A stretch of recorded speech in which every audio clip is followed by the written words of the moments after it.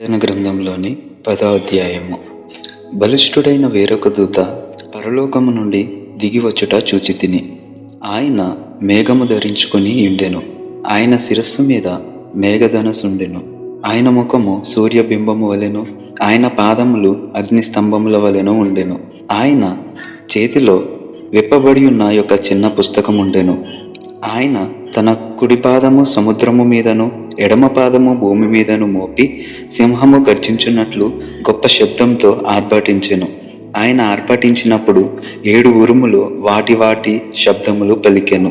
ఆ 7 ఉరుములు పలికినప్పుడు నేను వ్రాయబోచుండగా 7 ఉరుములు పలికిన సంగతులకు ముద్ర వేయుము, వాటిని వ్రాయవద్దని పరలోకము నుండి ఒక స్వరము పలుకుట వింటిని. మరియు సముద్రము మీదను భూమి మీదను నిలిచియుండగా నేను చూచిన ఆ దూత తన కుడి చెయ్యి ఆకాశము తట్టు ఎత్తి పరలోకమును అందులో ఉన్న వాటిని, భూమిని అందులో ఉన్న వాటిని, సముద్రమును అందులో ఉన్న వాటిని సృష్టించి యుగయుగములు జీవించుచున్న వానితోడు ఒట్టు పెట్టుకొని ఇక ఆలస్యం ఉండదు గాని 7వ దూత పలుకు దినములలో అతడు బోరబోతబోచుండగా దేవుడు తన దాసులకు ప్రవక్తలకు తెలిపిన సువార్త ప్రకారము దేవుని మర్మము సమాప్తమగునని చెప్పెను.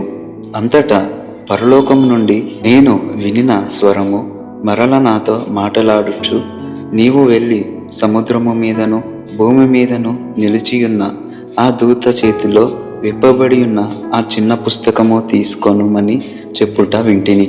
నేను ఆ దూత యొద్దకు వెళ్ళి ఆ చిన్న పుస్తకము నాకిమ్మని అడుగగా ఆయన దాన్ని తీసుకొని తినివేయుము, అది నీ కడుపుకు చేదగును గాని నీ నోటికి తేనెవలే మధురముగా ఉండునని నాతో చెప్పాను. అంతటా నేను ఆ చిన్న పుస్తకమును దూత చేతిలో నుండి తీసుకుని దానిని తినివేసి తిని, అది నా నోటికి తేనెవలే మధురంగా ఉండెను గాని నేను దాన్ని తినివేసిన తరువాత నా కడుపు చేదాయెను.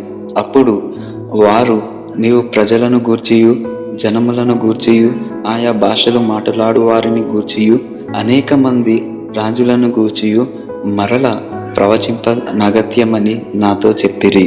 ఆమేన్.